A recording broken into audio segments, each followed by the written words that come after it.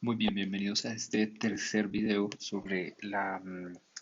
sesión 3.5, en donde vamos a hablar explícitamente del imperialismo de la economía.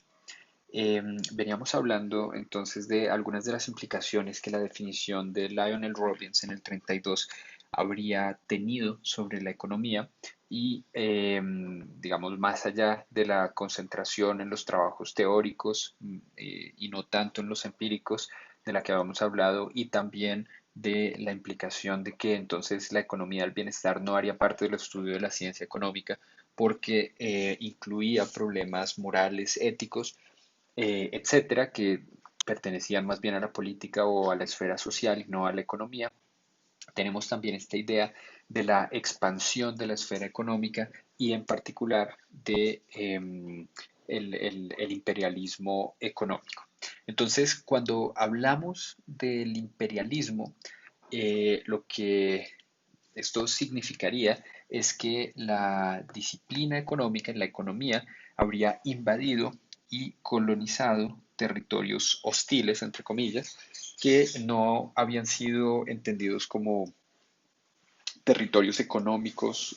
tradicionalmente o territorios de la economía tradicionalmente. Esto quiere decir que a partir de este momento, de los años 60, en particular,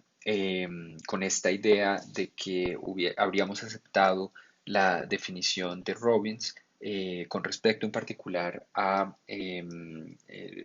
la idea de que la economía es una ciencia del comportamiento humano. Entonces habríamos empezado a invadir terrenos que antes eran terrenos sobre todo de la política, para entender entonces, por ejemplo, el sistema de elecciones, de votaciones, de las decisiones políticas que toman los diferentes agentes, pero también los agentes al interior de la política del Estado. También los habríamos empezado a estudiar a partir de esta idea de la racionalidad económica, por ejemplo, también problemas de la sociología, como por ejemplo problemas que tienen que ver con la familia, con las decisiones de la familia, con las decisiones de eh, eh, los matrimonios, de cómo escoger a su pareja, cómo escoger cuántos hijos es óptimo tener. Ese tipo de cosas también van a empezar a entrar dentro de el, el, la esfera, digamos, de la economía y la esfera de nuestra disciplina. También otras preguntas que pertenecen un poco más a la sociología, como preguntas acerca de la discriminación, también van a empezar a ser explicadas desde la economía, etcétera, ¿cierto? Entonces vamos a tener una cantidad de nuevas preguntas, nuevos elementos que antes eran considerados por fuera de la esfera de la economía, que ahora van a ser parte directamente de la disciplina. Eh, lo que nos dice la narrativa estándar, recuerden que siempre tenemos una narrativa estándar para este tipo de historias, es que la economía se habría expandido dada su superioridad y dada la superioridad de sus métodos que son más rigurosos, que son cuantitativos, que tienen que ver con el uso de las estadísticas, cosa que no sucedía, o por lo menos no sucedía supuestamente, según esta narrativa estándar, en las otras disciplinas, en las otras ciencias sociales, como la psicología, la sociología, la ciencia política, etcétera. Entonces, los economistas, casi que de manera natural, simplemente por ser los científicos sociales más rigurosos, habrían podido, digamos, desarrollar y expandir su esfera de investigación hacia los problemas de las otras ciencias sociales. En particular, nos dice la narrativa estándar también, la teoría de la elección racional habría sido un método suficientemente poderoso, o sería todavía hoy, obviamente, un método suficientemente poderoso para explicar cualquier fenómeno social, ¿cierto? Para explicar el comportamiento de los individuos y de los agentes en cualquier situación y en cualquier fenómeno social que quisiéramos entender. Además, la teoría de la elección racional, cuando se combina con las nociones de equilibrio y con la noción de eficiencia, producía una manera muy rigurosa de pensar que además era relevante y general, mucho más rigurosa y mucho más relevante que otras maneras de pensar que dominaban las ciencias sociales. Obviamente, otra vez, esto es la narrativa estándar, esto es lo que un grupo de economistas muy particular quiere contarnos para decirnos así es como sucedió. De hecho, es un grupo muy particular que está asociado también con la Universidad de Chicago, con la Universidad de Virginia también, porque a pesar de que algunas personas en las otras ciencias sociales, como en el derecho, como en la sociología, como en la ciencia política, algunas personas aceptaron y han aceptado y utilizan hoy en día algunos métodos de la economía. No son todos los sociólogos, no son todos los politólogos, no son todos los abogados los que van a utilizar este tipo de herramientas, este tipo de métodos, este tipo de nociones para poder estudiar sus métodos, ¿cierto? Entonces, obviamente, esto tiene que ver más con una conversación entre diferentes científicos sociales, con una aceptación de ciertos métodos para estudiar algunas cosas particulares, pero no necesariamente con esa idea de la invasión y del imperialismo de los economistas y de la economía sobre otros terrenos. Sin embargo, personas como este señor, Edward Lasserre,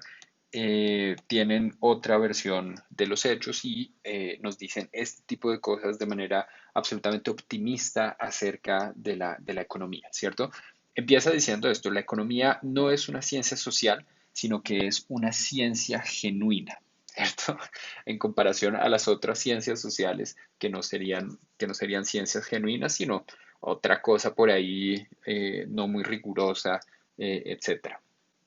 Um, like the physical sciences, economics uses a methodology that produces refutable implications and tests these implications using solid statistical techniques. Entonces, obviamente, la ciencia económica es una ciencia genuina porque, así como las ciencias físicas, utiliza o produce, más bien, utiliza una metodología que produce implicaciones refutables y testea esas implicaciones utilizando técnicas estadísticas sólidas. En particular, la economía hace énfasis en tres factores que la distinguen de otras ciencias sociales. La economía usa la idea de los individuos racionales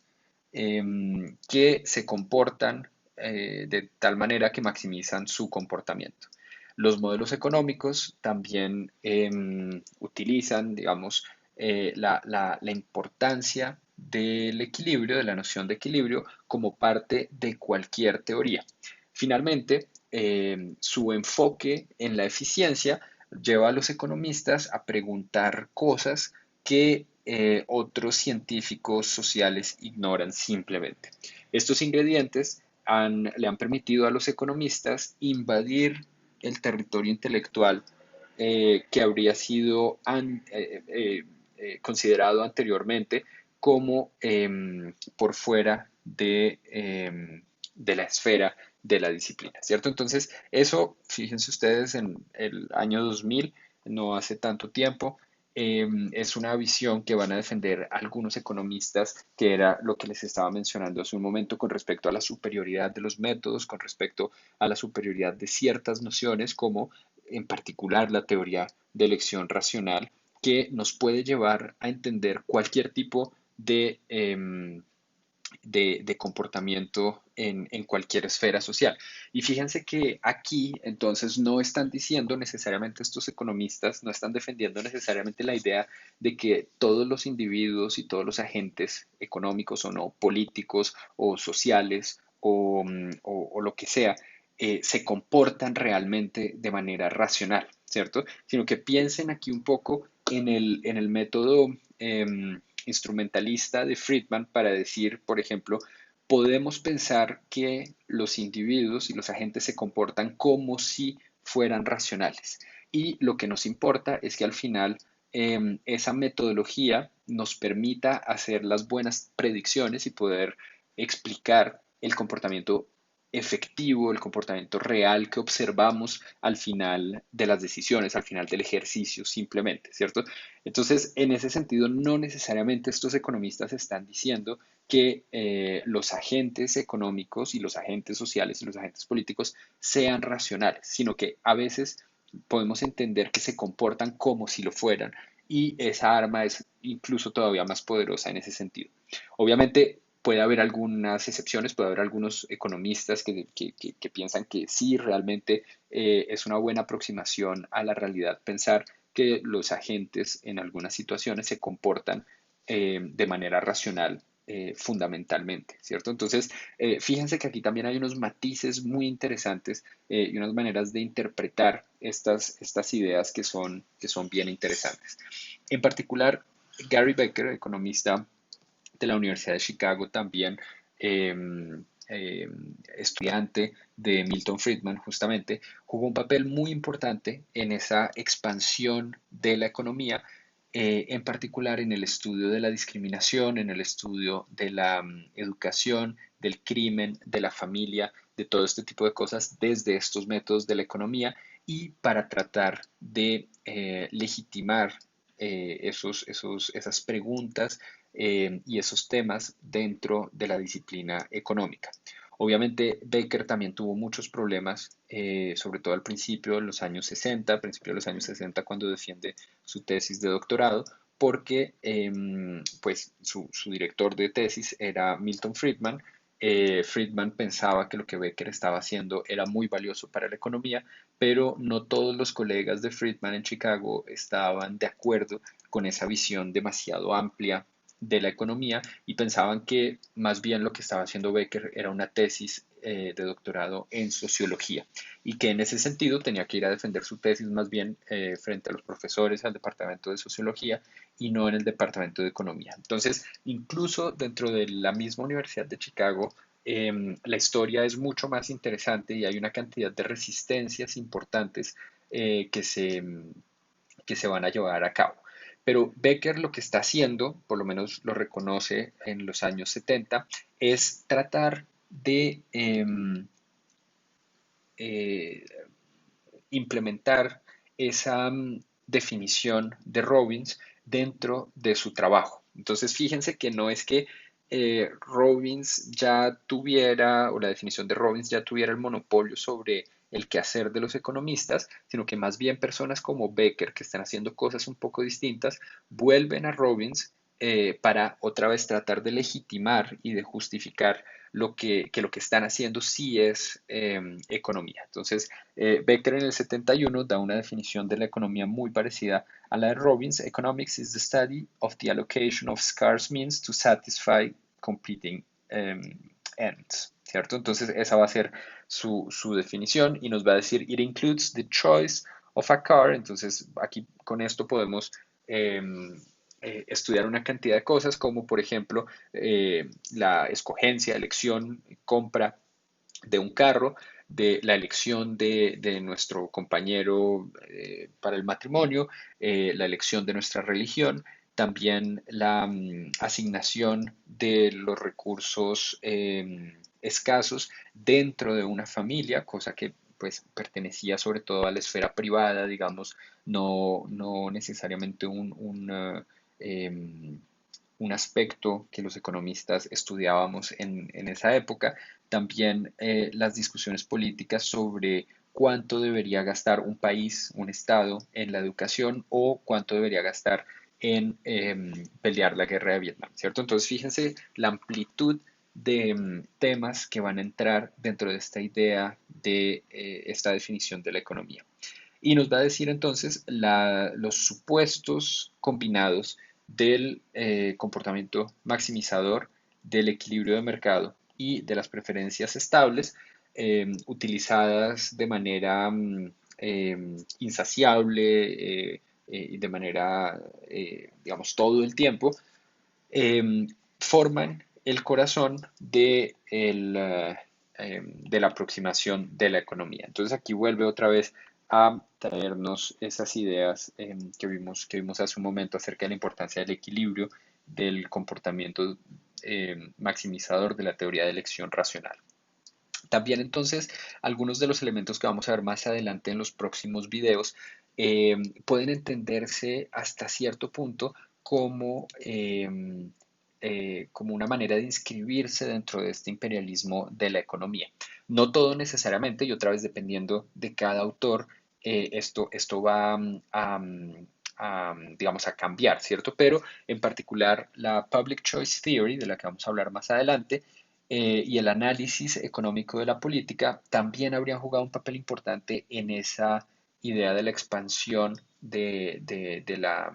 terreno de la economía, en particular con trabajos como el de Downs acerca de el votante mediano o también de personas como Buchanan y Tullock y también del análisis económico del derecho con las contribuciones como las de Ronald Coase, por ejemplo. Sin embargo, otra vez aquí es importante anotar que ni Buchanan ni Coase estaban de acuerdo con la definición de Robbins. Entonces, incluso esas personas que habrían contribuido tanto a la expansión y de la definición de Robbins dentro de la disciplina, como un poco también a ese imperialismo de la economía, no estaban de acuerdo directamente con la definición de Robbins. Coase nos dice que economics involves the study of the social institutions that bind together the economic system. Entonces, fíjense que nada tiene que ver la definición de Coase con la definición de Robbins. Aquí se trata más bien del estudio de las instituciones sociales que forman ese vínculo con el sistema económico, muy distinto a la definición de Robbins. Y de hecho está diciendo esto no en los años 40 ni en los años 50 Coase, sino lo está diciendo en el año 1977 cuando ya la definición de Robbins se supone que hacía parte de la definición más aceptada entre los economistas en esa época, ¿cierto? Y más bien Buchanan en el 64 nos dice, Economics is the study of the whole system of exchange relationships, haciendo énfasis sobre todo en la importancia del intercambio para entender qué es lo que significa la economía y no tanto en esa asignación de recursos escasos para alcanzar unos fines, perdón, particulares. Entonces, ese punto de Coase y Buchanan va a ser bien importante para ver que ellos tampoco, a pesar de que son partícipes de toda esta historia, no están de acuerdo directamente con la definición de Robbins. Entonces, digamos, una manera de resumir un poquito estos últimos dos videos es que el primer punto es que la historia de la economía, la historia de la disciplina muestra esa dificultad que existe a la hora de poder definir la ciencia económica y que existen muchas maneras de definir la ciencia económica a lo largo de la historia. Una de las mayores dificultades de poder definir la economía radica en que la mayoría de los economistas no definen su disciplina, sino que simplemente se dedican a hacer economía y sobre todo a partir de criterios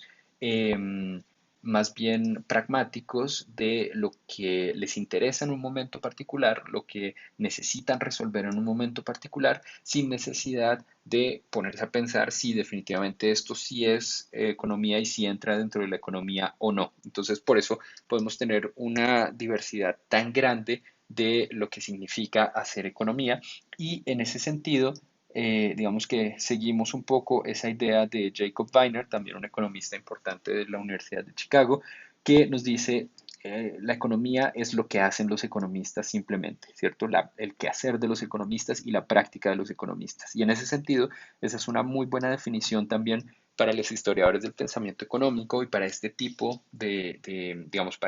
entra muy bien dentro de la narrativa de este curso que hemos tenido a lo largo de este semestre para mostrar que lo que es más importante es las prácticas que los economistas están llevando a cabo en un momento particular, dentro de un momento específico, con unas preguntas específicas, etcétera, ¿cierto? Entonces, esa definición de Jacob Weiner, Economics is what economists do, nos sirve, es un muy buen punto de partida para nosotros como economistas para poder decir, como economistas no, sino como historiadores del pensamiento económico, para poder decir justamente que existen dificultades para definir la ciencia económica, pero al mismo tiempo existe una diversidad muy grande de esas definiciones y como les decía antes, existen también visiones y maneras de defender y de justificar lo que están haciendo los economistas a partir de la definición de su quehacer y de su objeto de estudio.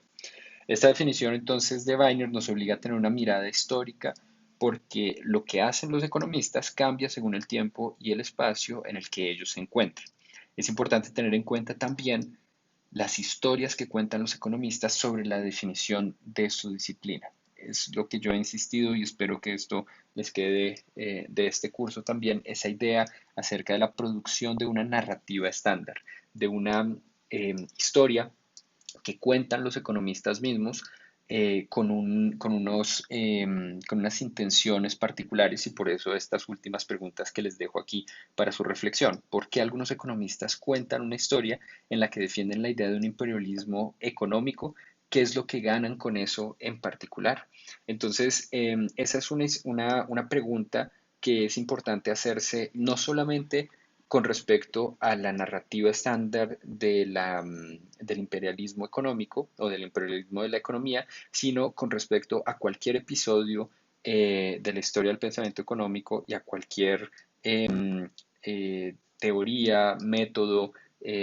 resultado que ustedes estén aprendiendo y que a ustedes les estén enseñando dentro de un programa de economía particular.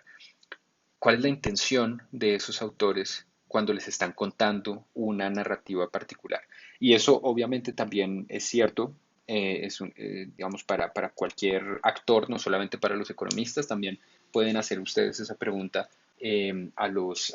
historiadores del pensamiento económico, pueden hacerle esa pregunta a este curso, ¿por qué en particular queremos contar una narrativa y no otra, ¿cierto? Aquí recuerden, esa era una de las premisas de este curso que les conté en la introducción, y es que aquí vamos a contar una historia posible, ¿cierto? Y estamos contando una historia posible, nos estamos inventando una narrativa particular, obviamente inventando pues con argumentos, con evidencia, con un análisis, espero, riguroso, suficientemente riguroso, pero al mismo tiempo es solamente una narrativa posible. ¿Por qué les estamos contando esa narrativa y no otro tipo de narrativa, ¿cierto? Y esa también es una pregunta que ustedes deberían hacerse cuando escriban cosas, ¿cierto? Y cuando estén escribiendo cualquier tipo de artículo, en particular el texto argumentativo para este curso también. Es importante que ustedes sepan cuál es la narrativa que nos van a contar y por qué esa narrativa en particular es la que ustedes nos quieren contar.